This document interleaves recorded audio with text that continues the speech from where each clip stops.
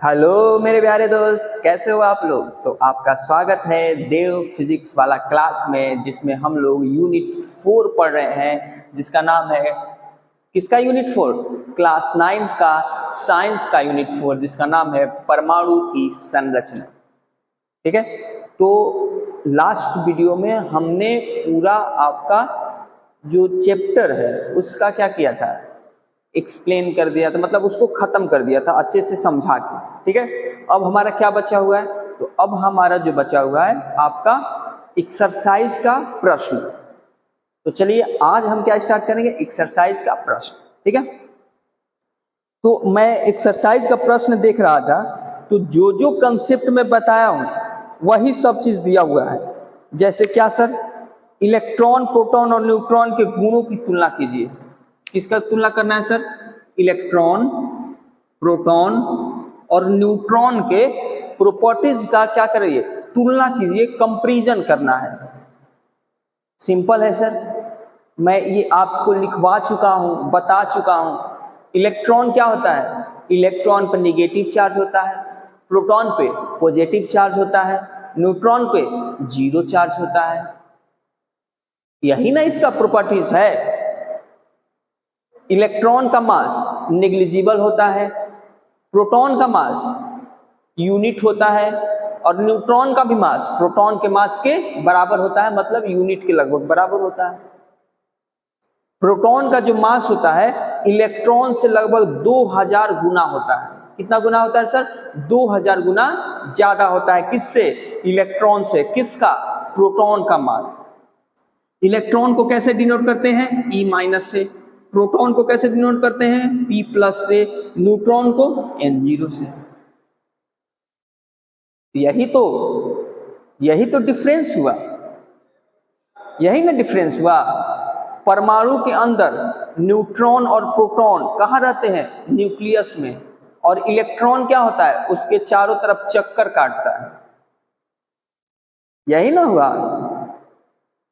चलिए next question, जे Thomson के परमाणु मॉडल का क्या लिमिटेशन था। जे टॉमसन का जो परमाणु मॉडल था, जे टॉमसन का परमाणु मॉडल क्या था, तो जे टॉमसन ने अपने परमाणु मॉडल में यही बताया था कि जो परमाणु होता है, परमाणु जो होता है मतलब एटम जो होता है, वो धनावेशित कण से, मतलब पॉजिटिव चार्ज से बना हुआ होता है। किससे बना हुआ था, पॉजिटिव चार्ज से, जिसमें इलेक्ट्रॉन धसे हुए रहते हैं। उसमें क्या रहते हैं, इलेक्ट्रॉन धसे हुए रहते हैं। यही बताया था। और क्या बताया था कि जितना इलेक्ट्रॉन का नंबर होता है उतना ही प्रोटॉन, जितना इलेक्ट्रॉन पे टोटल चार्ज होता है निगेटिव चार्ज, उतना ही प्रोटॉन पे टोटल पॉजिटिव चार्ज होता है। इसलिए क्या होता है, दोनों चार्ज पॉजिटिव और निगेटिव बराबर होने के कारण एक दूसरे को निग्लेक्ट कर देते हैं, और ये जो परमाणु होता है वो क्या होता है, आवेश रहित होता है, उदासीन होता है। यही बताए थे जे टॉमसन मॉडल। तो पूछ रहा है कि इनकी लिमिटेशन क्या था। तो जे टॉमसन का जो लिमिटेशन ये था कि वो जो इलेक्ट्रॉन का पोजीशन है एटम के अंदर, किसका सर, इलेक्ट्रॉन का पोजीशन किसके अंदर सर, परमाणु के अंदर, उसको डिफाइन नहीं कर पाए कि ये इलेक्ट्रॉन होता कहाँ है। वो बस ये बता दिए कि जो धनावेशित, जैसे जो परमाणु है वो धनावेशित कण से बना हुआ था, पॉजिटिव चार्ज से बना हुआ था, जिसमें इलेक्ट्रॉन धसे हुए रहते हैं। लेकिन वो कहाँ धसे हुए रहते हैं, उनका पोजीशन कहाँ होता है, ये बात जे टॉमसन नहीं बता सके। ये बात जो है जे टॉमसन क्या कर सके, प्रूफ नहीं कर सके। तो ये उनकी क्या हुई, लिमिटेशन हुई। हुई कि नहीं, ये उनकी क्या हुई, लिमिटेशन हुई। समझ रहे हो, तो ये उनकी क्या हुई, लिमिटेशन हुई। किसकी सर, जे टॉमसन का। जे टॉमसन ने है ये नहीं बता पाए कि जो इलेक्ट्रॉन होते हैं परमाणु के अंदर उनका पोजीशन कहां होता है। तब कौन आए, तब आए रदरफोर्ड साहब। उनको जिज्ञासा मन में हुआ कि चलो यार पता करते हैं कि इलेक्ट्रॉन का पोजीशन कहां होता है। और दूसरा भी, और एक जे थॉम्सन का लिमिटेशन आप बता सकते हो, और एक बता सकते हो क्या सर? तो जे थॉम्सन ने बताया था कि जो परमाणु होता है वो पॉजिटिव चार्ज, जो पार्टिकल है पॉजिटिव चार्ज पार्टिकल से बना हुआ आता है, मतलब धनावेशित कण से जो है क्या परमाणु बना होता है, एटम बना होता है। जबकि ऐसा होता है क्या? जो पॉजिटिव चार्ज होता है वो परमाणु के न्यूक्लियस में होता है। ऐसा नहीं है कि परमाणु पॉजिटिव चार्ज से बना होता है, ये बात गलत है। कहां होता है? न्यूक्लियस में होता है, न्यूक्लियस, नाभिक में। कौन? Positive charge, proton. तो ये कहना गलत है कि जो परमाणु है पॉजिटिव चार्ज से बना होता है जिसमें इलेक्ट्रॉन धंसा हुआ है। समझ रहे हो? तो ये आप लिमिटेशन बता सकते हो कि वो इलेक्ट्रॉन का पोजीशन नहीं बता पाए। और दूसरा उनका ये भी कहना गलत था कि इलेक्ट्रॉन जो है, सॉरी, जो परमाणु है वो पॉजिटिव चार्ज से बना हुआ है। समझ गए? हाँ सर समझ गए। उसके बाद आया रदरफोर्ड मॉडल। रदरफोर्ड ने क्या एक्सप्लेन किया? उन्होंने नाभिक का खोज किया। किसका खोज किया? नाभिक का, न्यूक्लियस का खोज किया। और उन्होंने बताया कि न्यूक्लियस में ही उस परमाणु का टोटल मास कंजर्व रहता है, न्यूक्लियस में। और न्यूक्लियस के चारों तरफ इलेक्ट्रॉन क्या करता है? चक्कर काटता है, एक सर्कुलर पाथ में क्या करता है? चक्कर काटता है, चिक चिक चिक चिक चिक। ये न्यूक्लियस है, इसके चारों तरफ चक्कर काटता है इलेक्ट्रॉन। समझ रहे हो? लेकिन उनसे एक क्वेश्चन पूछा गया कि सुनिए भैया, जब इलेक्ट्रॉन चक्कर काटता है न्यूक्लियस के चारों तरफ, ये जो न्यूक्लियस है उसके चारों तरफ इलेक्ट्रॉन जो है ये चक्कर काटता है, इसके चारों तरफ न्यूक्लियस, सॉरी, इलेक्ट्रॉन जो है वो चक्कर काटता है, तो इलेक्ट्रॉन तो आवेशित है, निगेटिव चार्ज है इलेक्ट्रॉन पे। इलेक्ट्रॉन पे क्या होता है? Negative charge. तो ये जो आवेशित चार्ज है, ये आवेशित कण है, जब ये चक्कर काटता है मतलब ये त्वरित होता है, मतलब इसमें एक्सेलरेशन होता है। कोई भी चीज गोल गोल घूमेगा तो उसमें उस कहोगे ना कि वो एक्सेलरेट कर रहा है, तो ये भी जो चार्ज पार्टिकल है ये गोल गोल घूम रहा है, तो मतलब वो एक्सेलरेट कर रहा है, उसमें त्वरण हो रहा है। हाँ सर, त्वरण तो हो रहा है। तो जब ये त्वरण इसमें हो रहा है, एक्सेलरेशन हो रहा है, तो ये क्या करेगा? चार्ज पार्टिकल अपना एनर्जी को क्या करेगा? विकिरण करेगा, एनर्जी को अपने में से, जैसे घूमेगा तो उस क्या करेगा? एनर्जी को खोएगा, अपना एनर्जी को लॉस करेगा। जब ये घूमेगा तो क्या करेगा? एनर्जी को लॉस करेगा। जब ये एक्सेलरेट करेगा तो क्या करेगा? एनर्जी को लॉस करेगा। और घूमते घूमते क्या हो जाएगा? घूमते घूमते क्या हो जाएगा? एनर्जी जब पूरा लॉस हो जाएगा तो ये जाके न्यूक्लियस से क्या हो जाएगा? टकरा जाएगा। न्यूक्लियस से क्या हो जाएगा? टकरा जाएगा। जब ये न्यूक्लियस से टकरा जाएगा, उसके बेसिस पे हम कह सकते हैं कि परमाणु जो होता है अस्थिर होता है। परमाणु क्या होता है? अस्थिर होता है।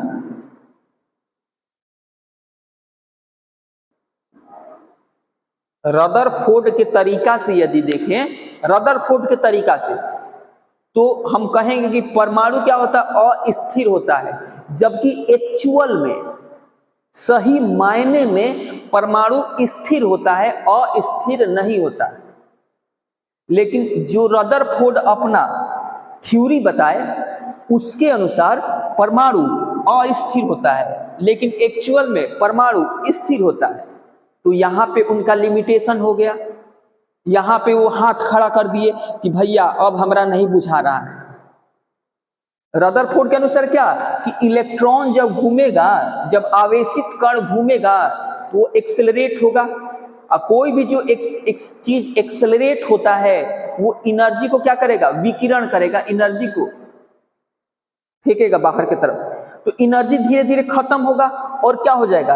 ये न्यूक्लियस से जाकर टकरा जाएगा। जब इसका एनर्जी खत्म हो जाएगा तो एनर्जी यदि ये टकरा जाएगा मतलब क्या हो जाएगा? परमाणु का अस्तित्व ही खत्म, परमाणु खत्म। तो कहेंगे कि परमाणु अस्थिर होता है, लेकिन एक्चुअल में परमाणु अस्थिर नहीं होता है। परमाणु क्या होता है? फिक्स होता है, स्थिर होता है। ठीक है, मतलब परमाणु को ना क्रिएट किया जाता है ना उसको डिस्ट्रॉय किया जा सकता है, एकदम वो स्थिर होता है, वो फिक्स होता है। ठीक है, समझ रहे हो? बोर के परमाणु मॉडल की व्याख्या कीजिए। बोर का परमाणु मॉडल क्या था? बोर ने ये कहा, बोर साहब ने ये कहा कि भैया सुनिए रदरफोर्ड जी, आपने ये तो बताया कि जो इलेक्ट्रॉन होता है वो न्यूक्लियस के चारों ओर घूमता है। तो रदरफोर्ड बोले कि हाँ ये चीज तो हम बताए थे, लेकिन आपके अनुसार क्या हो रहा था? वो एनर्जी लॉस कर रहा था और नाभिक से जाकर टकराने का चांस था ना जी? आप तो यही ना मानते थे कि वो एनर्जी लॉस करता है, वो खत्म हो जाएगा। लेकिन एक्चुअल में बोर साहब ने ये कहा कि देखिए जो इलेक्ट्रॉन नाभिक के चारों ओर चक्कर काटता है उसका एनर्जी लेवल क्या होता है? कांस्टेंट होता है। एनर्जी लेवल क्या होता है? कांस्टेंट। जब वो चक्कर काटता है तो एनर्जी अपना खोता नहीं है, इलेक्ट्रॉन एनर्जी अपना लॉस नहीं करता है। जिस ऑर्बिट में इलेक्ट्रॉन घूम रहा है उसको डिस्क्रीट ऑर्बिट बोला, विविक्त कक्ष। माने इलेक्ट्रॉन जो होता है एक फिक्स ऑर्बिट में चक्कर काटता है। किस में काटता है सर? एक फिक्स ऑर्बिट में।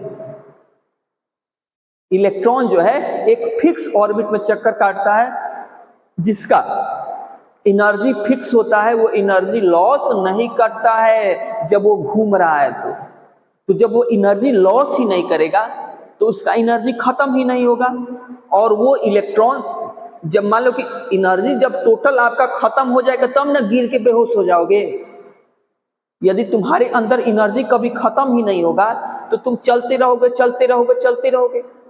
वैसे ही इलेक्ट्रॉन में भी एनर्जी लॉस नहीं करता, उसका एनर्जी फिक्स रहता है, इसीलिए वो चक्कर काटते रहता है। यदि उसका एनर्जी खत्म हो जाता, लॉस हो जाता, तो वो बेहोश होकर गिर जाता कहां? नाभिक के पास। और परमाणु का अस्तित्व तो खत्म हो जाता, होता कि नहीं? तो वो ऐसा नहीं होता है। परमाणु के अंदर जो इलेक्ट्रॉन चक्कर काटता है वो फिक्स ऑर्बिट में चक्कर काटता है, जिसका एनर्जी कांस्टेंट होता है। इलेक्ट्रॉन घूमते हुए अपना एनर्जी का लॉस नहीं करता है। समझे? क्लियर हुआ? एनर्जी का लॉस नहीं करता है। यही बोर्स मॉडल था। उन्होंने ये भी बताया कि किस ऑर्बिट में कितना मैक्सिमम इलेक्ट्रॉन रह सकता है, इसको भी डिफाइन किया।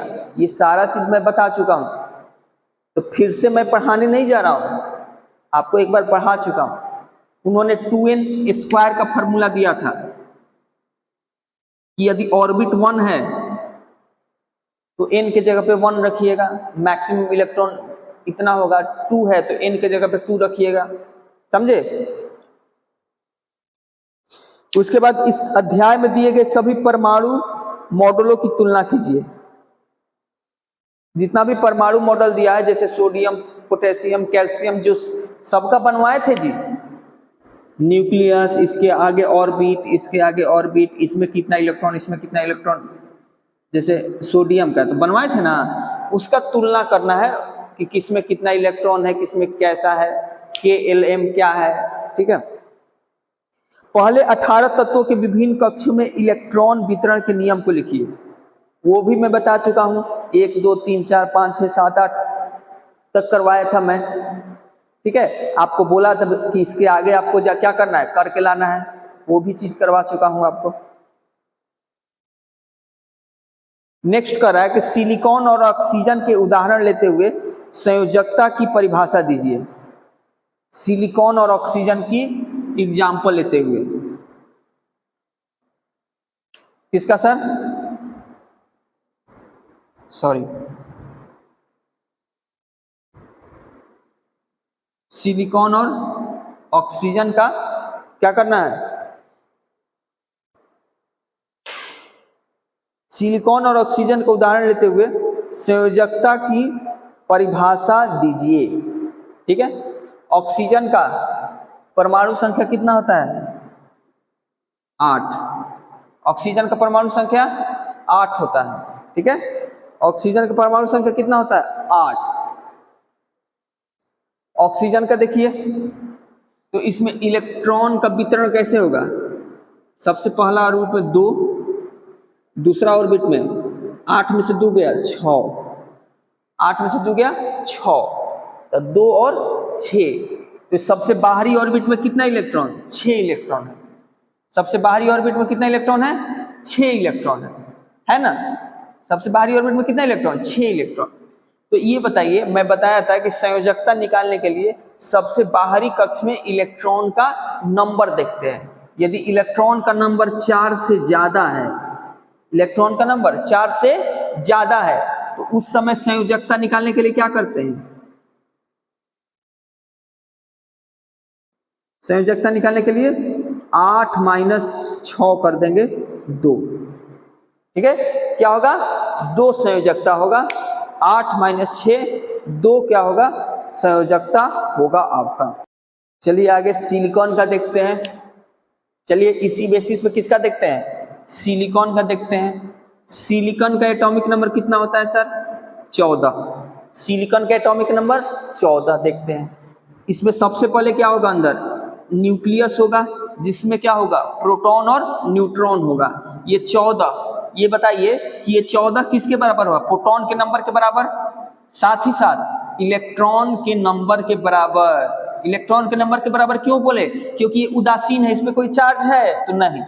यदि चार्ज इस पे कोई नहीं है तो ये एटॉमिक नंबर जो है ये प्रोटॉन के नंबर के बराबर, साथ साथ इलेक्ट्रॉन के नंबर के बराबर भी होता है। मतलब सिलिकॉन में इलेक्ट्रॉन कितना है? 14 है। तो चलिए इलेक्ट्रॉन का वितरण पहले देख लेते हैं। सबसे पहला ऑर्बिट में कितना इलेक्ट्रॉन मैक्सिमम रहेगा सर? 2 ही रहेगा। कितना रहेगा? 2 घट गया, कितना बचा? 12। फिर दूसरा घर मैक्सिमम कितना इलेक्ट्रॉन? सर 8 इलेक्ट्रॉन मैक्सिमम दूसरा में रह सकता है। 3 4 5 6 7 8, कितना इलेक्ट्रॉन हो गया? 8। तो हो गया 12 में से 8 घटा 4। अब तीसरा घर आया, तीसरा घर में मैक्सिमम 18 इलेक्ट्रॉन रह सकता है, लेकिन हमारे पास कितना है? 4 ही है, तो 4 को रख दीजिए। मतलब बाहरी कक्ष में कितना इलेक्ट्रॉन है? 4 इलेक्ट्रॉन है। बाहरी कक्ष में 4 इलेक्ट्रॉन है। तो मैं आपको बता चुका हूं कि जब भी बाहरी कक्ष में 1 इलेक्ट्रॉन हो, 2 इलेक्ट्रॉन हो, 3 इलेक्ट्रॉन हो या 4 इलेक्ट्रॉन हो, तो वैलेंसी जो होगा, संयोजकता जो होगा, जितना इलेक्ट्रॉन है माने 4 तक, 1 2 3 4 तक हो, तो जितना इलेक्ट्रॉन हो वही उसका संयोजकता हो जाएगा। क्या हो जाएगा? वही उसका संयोजकता हो जाएगा। नेक्स्ट क्वेश्चन देखते हैं। उदाहरण के साथ व्याख्या कीजिए। परमाणु संख्या, द्रव्यमान संख्या, समस्थानिक, संभारिक, समस्थानिक के कोई 2 उपयोग लिखिए। यार ये तो सब चीज बता चुका हूं आपको, कल ही पिछले क्लास में तो मैं ये इसको समझाया हूं, कितना सारा एग्जाम्पल लिया था, सब चीज बता चुका हूं।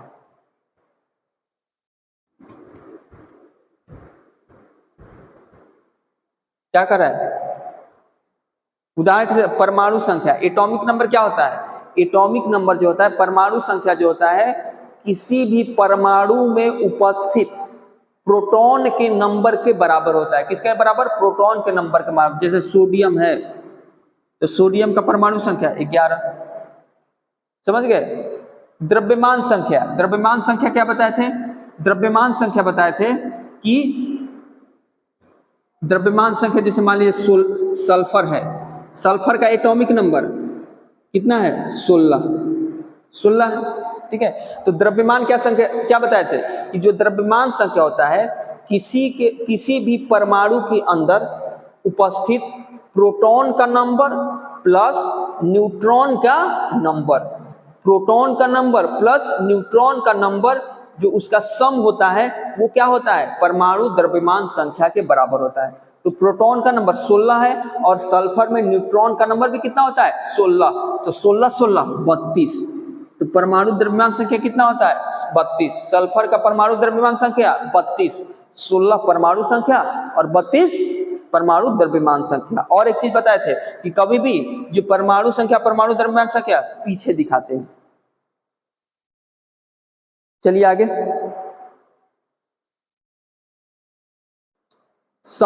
समस्थानिक आइसोटोप, आइसोटोप भी बताया था आपको, कार्बन 6 12 और कार्बन 6 14 बताया था ना कि किसी भी तत्व के एक तत्व, समझना अलग अलग तत्व नहीं, किसी भी एक तत्व के परमाणुओं का, किसी भी एक तत्व के वैसे परमाणु जिसका परमाणु संख्या सेम लेकिन परमाणु द्रव्यमान अलग हो, किसी भी एक तत्व के वैसे परमाणु जिसका परमाणु संख्या सेम और परमाणु द्रव्यमान अलग अलग हो, उसको क्या बोलते हैं? उसको बोलते हैं हम समस्थानिक, समस्थानिक बोलते हैं। ये भी बता चुका हूं। समभारी, समभारी क्या होता था, माने एटॉमिक नंबर सेम नहीं, भार सेम। क्या हो जाएगा? भार सेम, मतलब ये सेम होना चाहिए, एटॉमिक मास सेम होना चाहिए। जैसे क्या बताया था, कैल्शियम 20 होता है और 40, आर्गन 18 होता है 40। तो देखिए इसका मास सेम है, एटॉमिक नंबर सेम नहीं है, एटॉमिक नंबर सेम नहीं, तो ये होता है समभारी। समस्थानिक का उपयोग कहाँ किया जाता है? तो जैसे यूरेनियम है, यूरेनियम के समस्थानिक का उपयोग कहाँ बताए थे? जो परमाणु भट्ठी में ईंधन के रूप में, पुराने चट्टान का एज बताने में, आयोडीन का घेंघा रोग के उपचार में, कोबाल्ट का कैंसर रोग के उपचार में। इस कल लिखवाया था मैंने, ठीक है। चलिए आगे देखते हैं। Na की पूरी तरह से भरे हुए K व L कोष होते हैं, व्याख्या कीजिए।